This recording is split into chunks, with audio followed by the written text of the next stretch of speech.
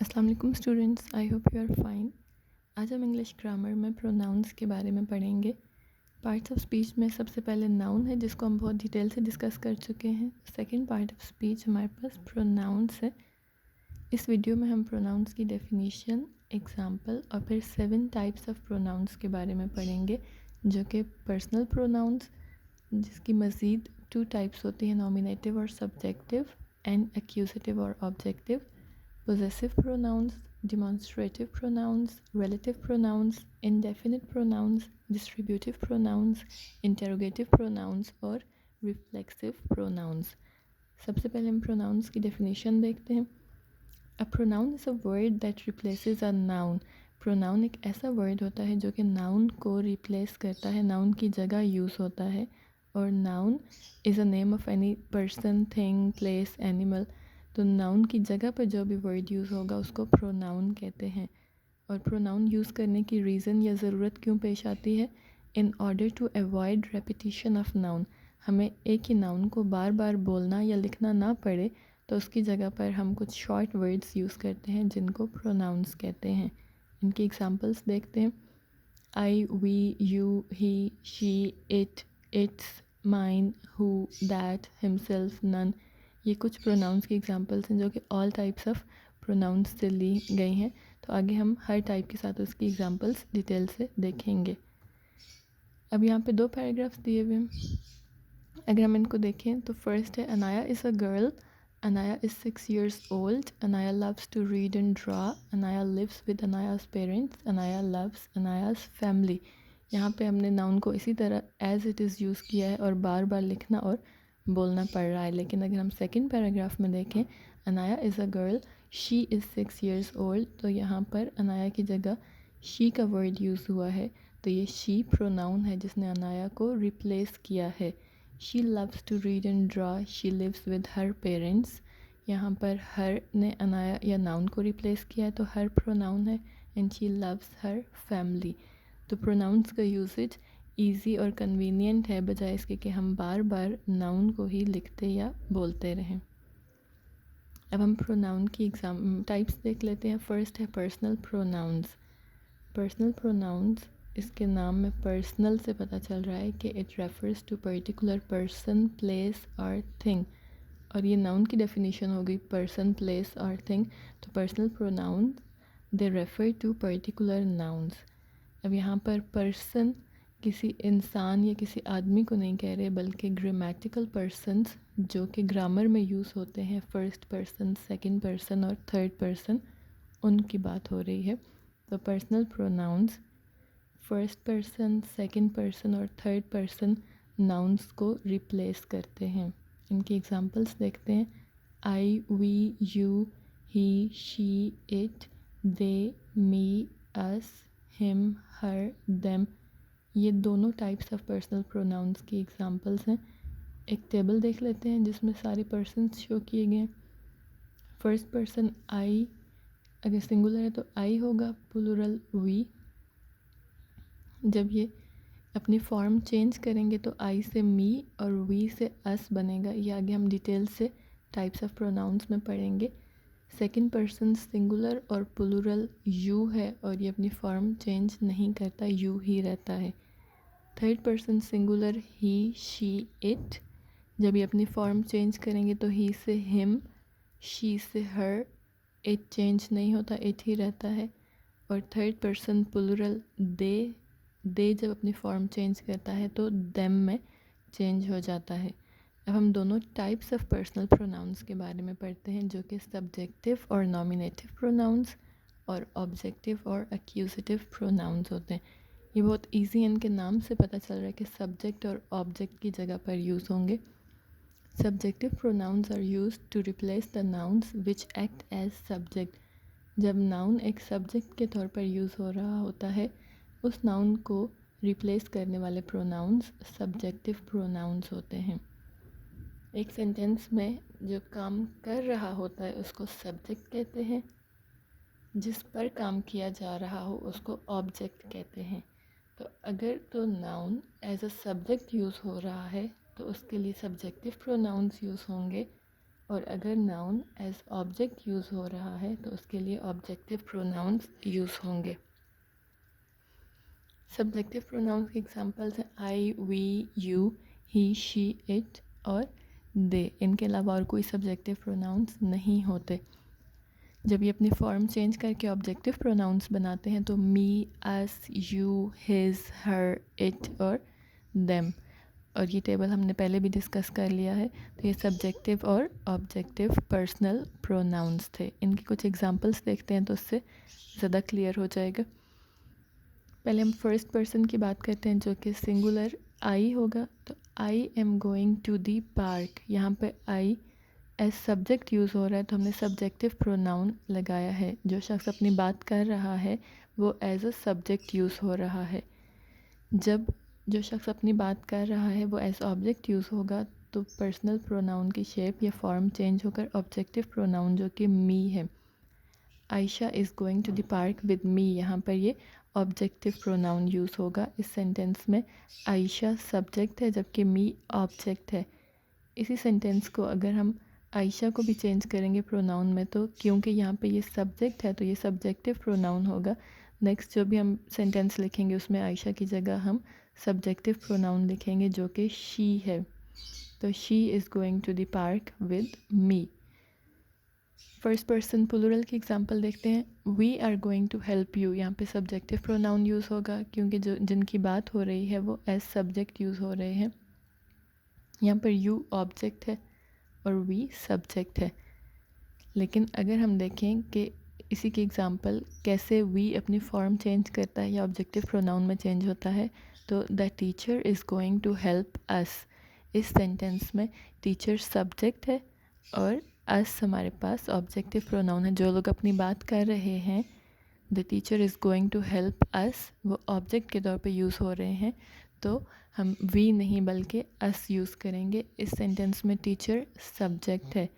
Next sentence में जब हम टीचर को रिप्लेस करेंगे तो क्योंकि ये सब्जेक्ट है इसकी जगह पर सब्जेक्टिव प्रोनाउन लगाएंगे जो ही या शी में से कोई भी हो सकता है। तो she is going to help us. First person की कुछ कन्फ्यूजन्स भी होती हैं, जैसे Ayesha and I are doing homework. यहाँ पे हम Ayesha and me are doing homework नहीं लिखेंगे, Ayesha and I are doing homework. और इसको पता चलाने के लिए कि क्या यहाँ पर आई आएगा या मी आएगा, तो सिर्फ सिंपली हम देखेंगे कि क्या यहाँ पर नाउन एज सब्जेक्ट यूज़ हो रहा है या एज ऑब्जेक्ट।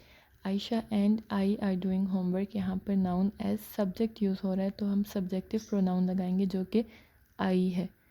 लेकिन अगर हम एक और एग्जांपल लेते हैं, Hira is talking to me and Hadia, यहाँ पे Hira is talking to I and Hadia नहीं आएगा, मी एंड हादिया आएगा।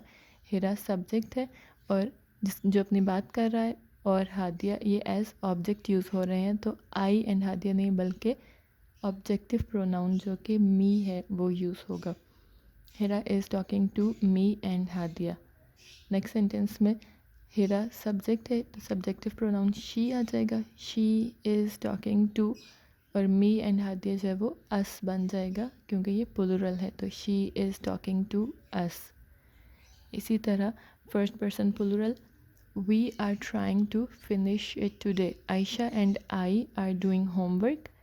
क्योंकि ये दो की बात हो रही है प्लूरल बन जाएगा तो नेक्स्ट सेंटेंस में जो प्रोनाउन यूज़ होगा वो सब्जेक्टिव प्रोनाउन वी, तो we are trying to finish it today. ये हमारे पास फर्स्ट पर्सन की एग्जांपल थी। इसी तरह अगर हम कहेंगे कि I and my family are going for a walk, यहाँ पे हम मी एंड माई फैमिली नहीं लिखेंगे बल्कि आई एंड माई फैमिली लिखेंगे क्योंकि एज सब्जेक्ट्स यूज़ हो रहे हैं तो सब्जेक्टिव प्रोनाउन आएगा। We are going to have some fun, next sentence में हम इसका प्लूरल यूज़ करके प्लूरल का सब्जेक्टिव प्रोनाउन लिखेंगे। लेकिन अगर हम ऑब्जेक्ट के तौर पे यूज़ कर रहे हैं, she is coming with me and my family, यहाँ पर आई एंड माई फैमिली नहीं होगा बल्कि चेंज होकर मी एंड माई फैमिली बन जाएगा क्योंकि यहाँ पे ये ऑब्जेक्ट बन गया है, सब्जेक्ट शी है। तो she is coming with me and my family, और फिर इसके बाद she is coming with us, दोबारा जब हम बात करेंगे तो अस हो जाएगा क्योंकि ये प्लूरल है। सेकंड पर्सन के एग्जांपल्स देखते हैं। सेकंड पर्सन हमेशा यू ही रहता है, ये चेंज नहीं होता। यू लुक बिज़ी, ये singular subjective pronoun you are hard working students, ये प्लूरल है सब्जेक्टिव प्रोनाउन का। अगर ऑब्जेक्ट के तौर पे यूज़ होगा तो I will talk to you later, I subject है, यू ऑब्जेक्ट है, ऑब्जेक्टिव प्रोनाउन यू ही रहेगा। You are hard working students, I liked working with you, यहाँ पे ये प्लूरल ऑब्जेक्टिव प्रोनाउन के तौर पे यूज़ हो रहा है। थर्ड पर्सन की एग्जांपल्स देख लेते हैं। He is in the office, I just talked to him. तो पहले सेंटेंस में ही सब्जेक्ट है, सब्जेक्टिव प्रोनाउन है। I just talked to him में आई सब्जेक्ट बन जाएगा, और ही क्योंकि ऑब्जेक्ट के तौर पे यूज़ हो रहा है तो अपनी फॉर्म चेंज करके सब्जेक्टिव से ऑब्जेक्टिव प्रोनाउन बन जाएगा, ही से हिम बन जाएगा। इसी तरह she is sitting on the bed, Alia is talking to her. First sentence में शी सब्जेक्टिव प्रोनाउन है, सेकंड में ये ऑब्जेक्ट बन गया तो शी से हर बन जाएगा, और आलिया सब्जेक्ट है, ये ऑब्जेक्ट है। इसको मज़ीद अगर हम आगे लिखेंगे तो आलिया को चेंज करके क्योंकि सब्जेक्ट है तो सब्जेक्टिव प्रोनाउन आ जाएगा she is talking to her. इसके अलावा अगर हम किसी एनिमल या थिंग की बात करते हैं तो उसके साथ इट लगाते हैं। Cobie is chirping, it is my favourite parrot. तो कॉबी क्योंकि सब्जेक्ट है, जब हम इसको रिप्लेस करेंगे प्रोनाउन से तो सब्जेक्टिव प्रोनाउन इट आ जाएगा। लेकिन अगर ये एज ऑब्जेक्ट यूज़ होगा तो I feed it twice a day, यहाँ पे ये एज ऑब्जेक्टिव प्रोनाउन यूज़ हो रहा है, ये अपनी फॉर्म चेंज नहीं करता, इट से इट ही रहेगा। यहाँ पर आई सब्जेक्टिव प्रोनाउन है और इट ऑब्जेक्टिव प्रोनाउन है। थर्ड पर्सन प्लूरल की एग्जांपल देखते हैं। They are playing in the park, यहाँ पे दे सब्जेक्टिव प्रोनाउन है क्योंकि वो एज सब्जेक्ट यूज़ हो रहे हैं। They are playing in the park, audience is watching them, यहाँ पर ऑडियंस सब्जेक्ट आ जाएगा और दे अपनी फॉर्म चेंज करके ऑब्जेक्टिव प्रोनाउन जो कि देम है उसमें चेंज हो जाएगा। They are playing in the park, audience is watching them. ये तमाम पर्सनल प्रोनाउंस थे। आई होप आपको समझ में आ गया होगा। ये एक वर्कशीट है जिसमें हमने पर्सनल प्रोनाउंस यूज़ करने हैं। देखेंगे कहाँ पे सब्जेक्टिव और कहाँ पर ऑब्जेक्टिव पर्सनल प्रोनाउंस यूज़ होंगे। फर्स्ट है please tell dash the directions to the restaurant. तो अब जो बता रहा है वो सब्जेक्ट होगा और जिसको बताया जाएगा वो ऑब्जेक्ट होगा, तो यहाँ पे ऑब्जेक्टिव प्रोनाउन यूज़ होगा। Please tell me the directions to the restaurant. Dash did a great job building the home, यहाँ पे ये एज सब्जेक्ट यूज़ होंगे तो subjective pronoun they did a great job building the home आएगा। I told dash that he did a great job on the assignment, I subject है और he did से हमें पता चल रहा है कि यहाँ पर ही का हमने ऑब्जेक्टिव प्रोनाउन लगाना है जो कि हिम होगा। I told him that he did a great job on the assignment. Shawn and dash will walk to the skate park, ये हम पहले भी पढ़ चुके हैं कि ये सब्जेक्ट के तौर पे यूज़ हो रहा है तो यहाँ पे आई आएगा जो कि सब्जेक्टिव प्रोनाउन है, मी नहीं आएगा क्योंकि वो ऑब्जेक्टिव प्रोनाउन है। Shawn and I will walk to the skate park. Did she tell you that dash car broke down yesterday, यहाँ पे शी से हर हो जाएगा। I believe dash owe me an explanation, you make sure she gets her purse back. We are all ready to go to the movie theater. It is one of the most reliable cars in the market. Did you notify them of their mistakes on the project? My brother loves baseball. He plays every day. यहाँ पे हम देखेंगे subject जहाँ पे use हो रहा है subjective pronoun और जहाँ पे ऑब्जेक्ट के तौर पे यूज़ हो रहा है नाउन, वहाँ पर ऑब्जेक्टिव प्रोनाउंस यूज़ करेंगे। आई होप ये अब क्लियर हो गया होगा। इसके बाद हम प्रोनाउंस की सेकंड टाइप पढ़ते हैं जो कि पोजेसिव प्रोनाउंस है। पोजेसिव प्रोनाउन के नाम से पोजेशन शो हो रहा है, तो पोजेसिव प्रोनाउंस शो पोजेशन और ओनरशिप ऑफ नाउन, ये किसी भी चीज़ की पोजेशन या मिल्कियत को ज़ाहिर करते हैं। और इनकी एग्जांपल्स हैं my, mine, our, ours, your, yours, his, her, hers, its, their या देयर्स। ये तमाम पोजेसिव प्रोनाउंस हैं। एग्जांपल्स देख लेते हैं। दिस इज़ माई बुक, अब इसकी जगह हम ये भी कह सकते हैं कि दिस बुक इज़ माइन। तो ये माई और माइन दोनों पोजेसिव प्रोनाउंस हैं जो कि फर्स्ट पर्सन सिंगुलर के लिए यूज़ हो रहे हैं। उसके बाद है दिस इज़ आवर हाउस, तो इसको हम ऐसे भी लिख सकते हैं दिस हाउस इज़ आवर्स। यहाँ पे आवर और आवर्स दोनों पोजेसिव प्रोनाउंस हैं, वो हाउस की पोजेशन या ओनरशिप जाहिर कर रहे हैं। वेयर आर योर कीज़ या दीज कीज़ आर योर्स, तो योर और योर्स भी पोजेसिव प्रोनाउन है। दिस इज़ हिज फ़ोन या दिस फ़ोन इज़ हिज अपनी फॉर्म चेंज नहीं करता, हिज ही रहता है। या this is her phone, this phone is hers, तो हर और हर्स भी पोजेसिव प्रोनाउन है। It is playing with its tail, its भी पोजेसिव प्रोनाउन है। दिस इज़ देयर लगेज या दिस लगेज इज़ देयर्स, तो देयर और देयर्स भी ये तमाम पोजेसिव प्रोनाउंस हैं। इसके अलावा अगर हम दो चीज़ों का कंपैरिजन कर रहे हैं, दो चीज़ें जो कि दोनों नाउन्स की पोजीशन है और उस नाउन का कंपैरिजन करेंगे, जैसे her house is smaller than your house, तो यहाँ पे दोबारा योर हाउस लिखने की बजाय, क्योंकि दोनों जगह पे हाउस की ही बात हो रही है, हाउस की पोजीशन या ओनरशिप की बात हो रही है, तो हम दोबारा हाउस लिखने की बजाय योर्स लिख देंगे। Her house is smaller than yours, तो योर हाउस नहीं लिखेंगे दोबारा। इसके अलावा अगर इसको हम चेंज करें, your house is smaller than hers, तो पोजेसिव प्रोनाउन इस तरह अपनी फॉर्म चेंज करता है। यहाँ पे हर और हर्स या सब्जेक्ट यूज़ हो रहा था, यहाँ पे हर्स एज ऑब्जेक्ट यूज़ हो रहा है, तो हर से हर्स बन जाएगा। His parents are more strict than my parents, यहाँ दोबारा हम दो दफ़ा पेरेंट्स यूज़ करने की बजाय माई पेरेंट्स को माइन कर देंगे। यहाँ पे भी कंपैरिजन हो रहा है पेरेंट्स का, तो हम पेरेंट्स को एक ही दफ़ा लिखेंगे और माई पेरेंट्स की जगह माइन कर देंगे। His parents are more strict than mine. और एक और एग्जांपल है कि my parents are more strict than his, यहाँ दोबारा हिज पेरेंट्स नहीं लिखेंगे, हिज आ जाएगा। हिज अपनी फॉर्म चेंज नहीं करता, हिज ही रहता है। Next is demonstrative pronounce. ये बहुत इजी है, किसी चीज़ को डिमॉन्स्ट्रेट करने के लिए या शो करने के लिए यूज़ होते हैं। जैसे कोई चीज़ जो कि नियर या करीब हो, फार या दूर हो।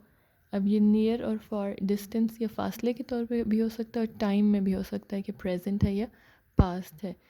तो demonstrative pronouns are used to show one और मैनी नाउन्स, सिंगुलर को भी शो करेगा और मैनी नाउन्स प्लूरल को भी शो करेगा, दैट मे बी नियर और फार इन डिस्टेंस और टाइम।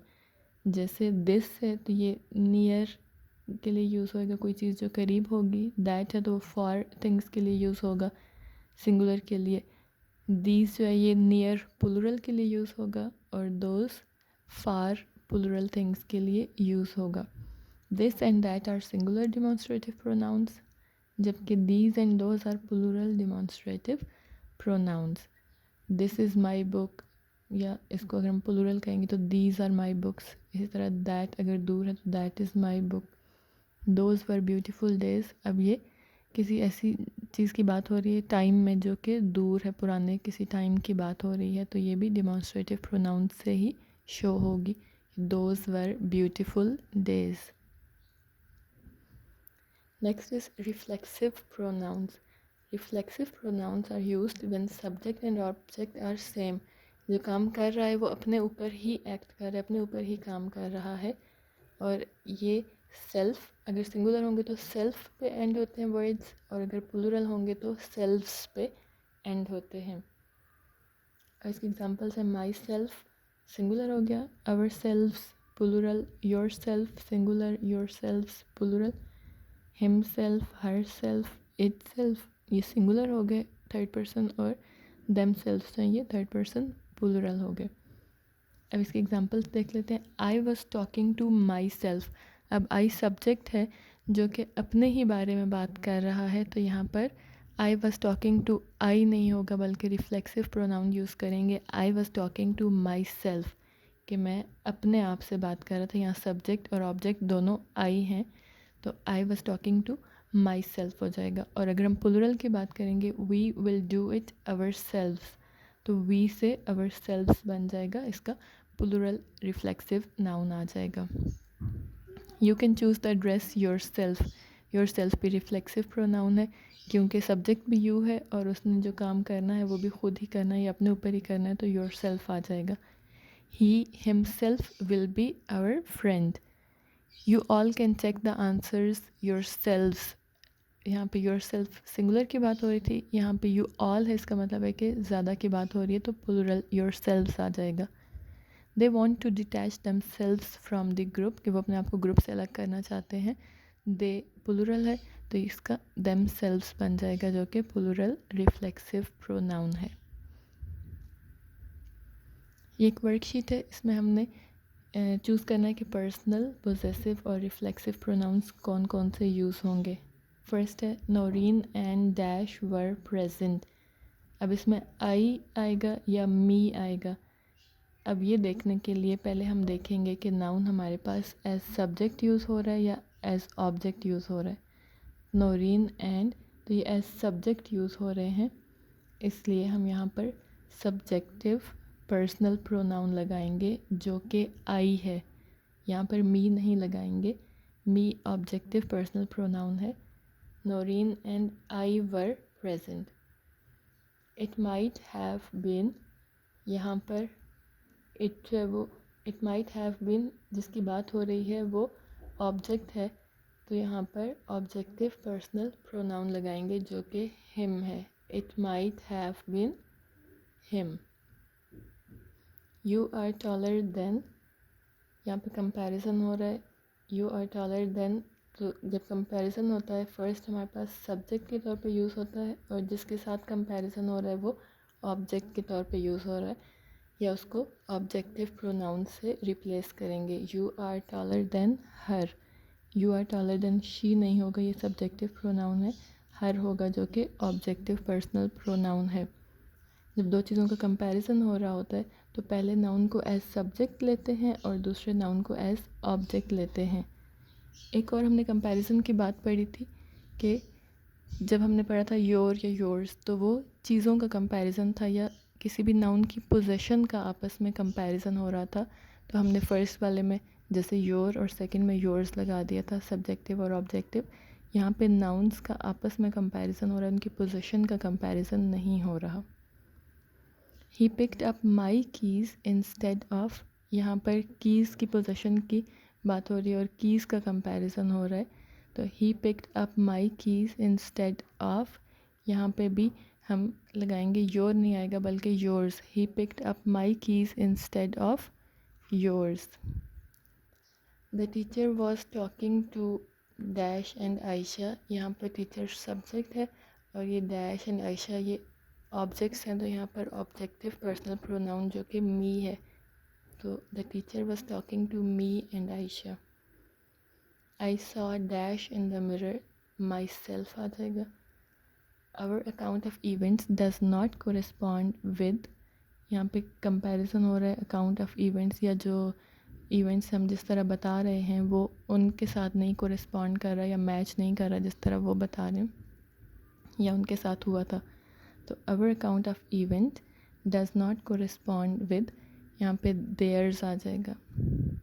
देयर्स का मतलब है कि देयर अकाउंट ऑफ इवेंट्स, तो देयर अकाउंट ऑफ इवेंट्स क्योंकि हम पहले भी लिख चुके हैं तो उसको चेंज करके देयर्स बन जाएगा, एज ऑब्जेक्ट यूज़ हो जाएगा.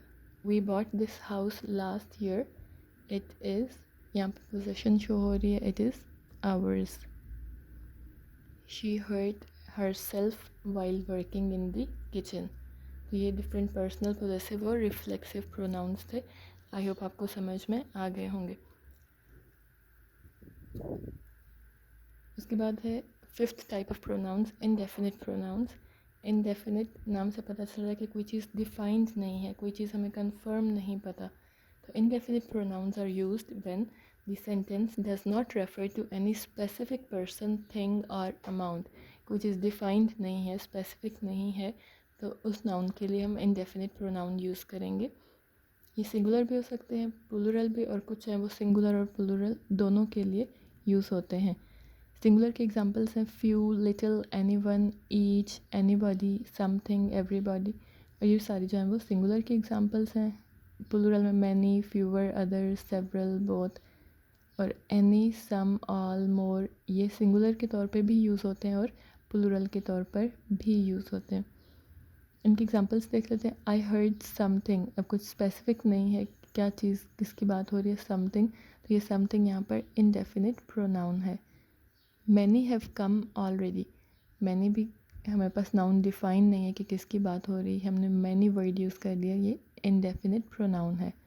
ऑल हैव अराइव्ड, तो यहाँ पर ऑल इंडेफिनिट प्रोनाउन है।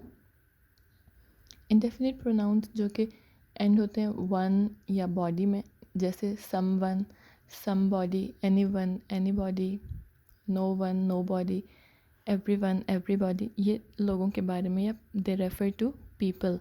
और जब ये थिंग पे एंड होते हैं, जैसे समथिंग, एनीथिंग, नथिंग, एवरीथिंग, तो they refer to different indefinite things.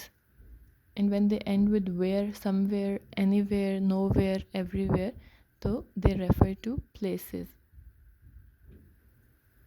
ये एक वर्कशीट है इंडेफिनिट प्रोनाउंस की, कुछ सेंटेंसेस दिए हुए हैं जिसमें से हमने इंडेफिनिट प्रोनाउंस को अंडरलाइन करना है।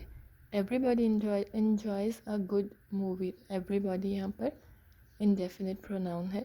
Does anybody have the time, anybody indefinite pronoun है।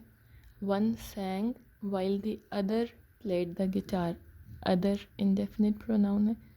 Nobody knows the trouble I have seen, nobody। The secret was known by few, ये few यहाँ पे आ जाएगा। No, the secret was known by many, many indefinite pronoun है। Mathematics is too hard for some, some ये as noun use हो रहा है जो कि indefinite pronoun।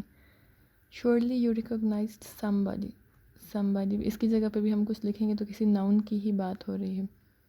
Is there anything that I can do, anything indefinite pronoun है। ये सारे indefinite pronouns थे, आई होप यहाँ तक क्लियर हो गया होगा। उसके बाद नेक्स्ट है interrogative pronouns। interrogative, जिस तरह interrogative sentences होते हैं, interrogative pronouns का मतलब है कि they refer to questions या they are used to ask some questions, जैसे what, which, who, whom, whose, etc. इसके एग्जांपल्स देखते हैं। who won the competition, तो यहाँ पे क्वेश्चन करने के लिए हमने who का वर्ड यूज़ किया, who इंटरोगेटिव प्रोनाउन है। इसी तरह whose car is parked here, which is the largest park in the city, what is your name, whom did you receive the flowers from, इसमें who, whose, which, what, whom ये सारे question करने के लिए use हुए हैं। ये सब हमारे पास इंटरोगेटिव प्रोनाउंस हैं। लास्ट टाइप ऑफ प्रोनाउन है relative pronoun. Relative pronouns always relate back to someone और समथिंग। एक सेंटेंस में जिस नाउन की बात हो रही है उसके ही बारे में मज़ीद कुछ बताने के लिए हम दरमियान में रिलेटिव प्रोनाउन यूज़ करते हैं। They join two sentences about same noun, उसी नाउन के बारे में जब बात हो रही हो तो उसी के बारे में एलेबोरेट करने के लिए, मज़ीद बताने के लिए हम रिलेटिव प्रोनाउन यूज़ करते हैं, जो कि दैट, विच, हु, हुम, हुज़, हुम एवर या विच एवर। अब इसको अपने इंटरोगेटिव प्रोनाउंस के साथ कंफ्यूज नहीं करना। जैसे एग्जांपल हम देखते हैं ज़्यादा क्लियर होगा। This is the man who one the competition. Man यहाँ पे नाउन है, उसके बारे में मज़ीद बात हो रही है या मज़ीद उसको रिलेट करने के लिए हमने हु का वर्ड यूज़ किया है और आगे एक और सेंटेंस यूज़ किया है कि ही वन द कॉम्पिटिशन। तो this is the man who one the competition. ये रिलेटिव प्रोनाउंस हमेशा किसी नाउन के बारे में मज़ीद बात करेंगे या बताएंगे, जबकि हु को अगर हम इंटरोगेटिव प्रोनाउन की तरह यूज़ करेंगे तो होगा कि हु इज़ दिस मैन या हु वन द कॉम्पिटिशन, तो वो क्वेश्चन बन जाएगा।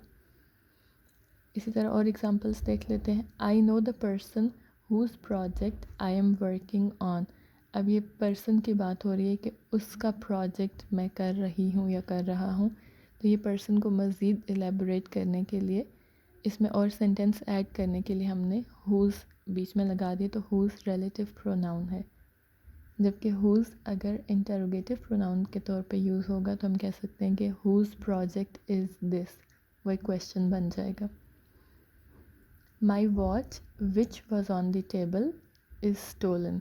तो इसमें वॉच को मज़ीद उसमें ऐड करने के लिए हम ये भी कह सकते थे कि माई वॉच इज़ स्टोलन, लेकिन वॉच जो कि नाउन है उसको मज़ीद डिटेल से बताने के लिए उसके बारे में कि it was on the table, हमने विच का रिलेटिव प्रोनाउन यूज़ किया है। तो my watch which was on the table is stolen.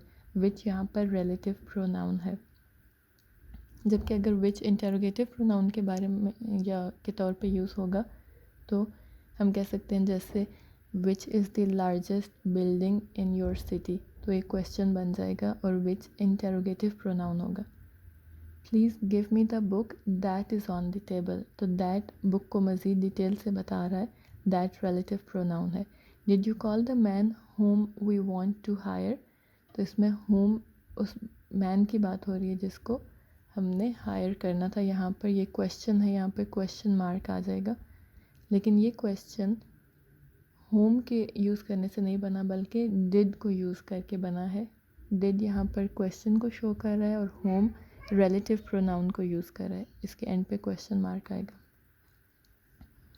whoever comes late will not get a seat, यहाँ पर whoever रिलेटिव प्रोनाउन है, उसके बारे में बता रहा है जो कि लेट आएगा, he will not get a seat।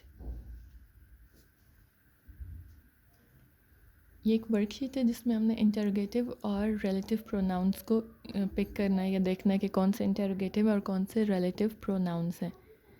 First है this is the man who one the competition, यहाँ पर हु इस मैन के बारे में बता रहा है, तो ये इस मैन के साथ कुछ रिलेट कर रहा है, रिलेटिव प्रोनाउन है, इंटरोगेटिव प्रोनाउन नहीं है। विच कार इज़ योर्स, विच को हमने क्वेश्चन बनाने के लिए यूज़ किया, तो विच इंटरोगेटिव प्रोनाउन है। इंटरोगेटिव को हम रेड से शो कर रहे हैं और रिलेटिव को येलो से शो कर रहे हैं। I know the person whose project I am working on, तो यहाँ पर हुज को हम क्वेश्चन बनाने के लिए यूज़ नहीं कर रहे बल्कि पर्सन के बारे में मज़ीद कुछ बता रहे हैं या उससे रिलेट कर रहे हैं, तो हुज रिलेटिव प्रोनाउन होगा। My car which was parked here is stolen, यहाँ पर विच रिलेटिव प्रोनाउन होगा। This is the house that I built, that relative pronoun होगा।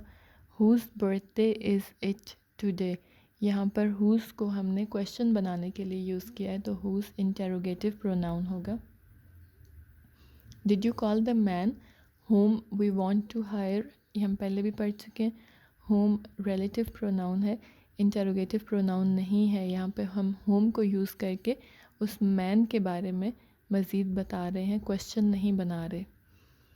हु आर यू, तो ये इंटरोगेटिव प्रोनाउन होगा हु, इसको यूज़ करके हम क्वेश्चन बना रहे हैं। Whoever comes late will not get a seat, whoever relative pronoun है यहाँ पर। ये सारी प्रोनाउन की टाइप्स थी। आई होप आपको समझ में आ गया होगा। नेक्स्ट टाइम हम नेक्स्ट पार्ट ऑफ स्पीच को ही पढ़ेंगे। तब तक के लिए थैंक यू एंड अल्लाह हाफिज़।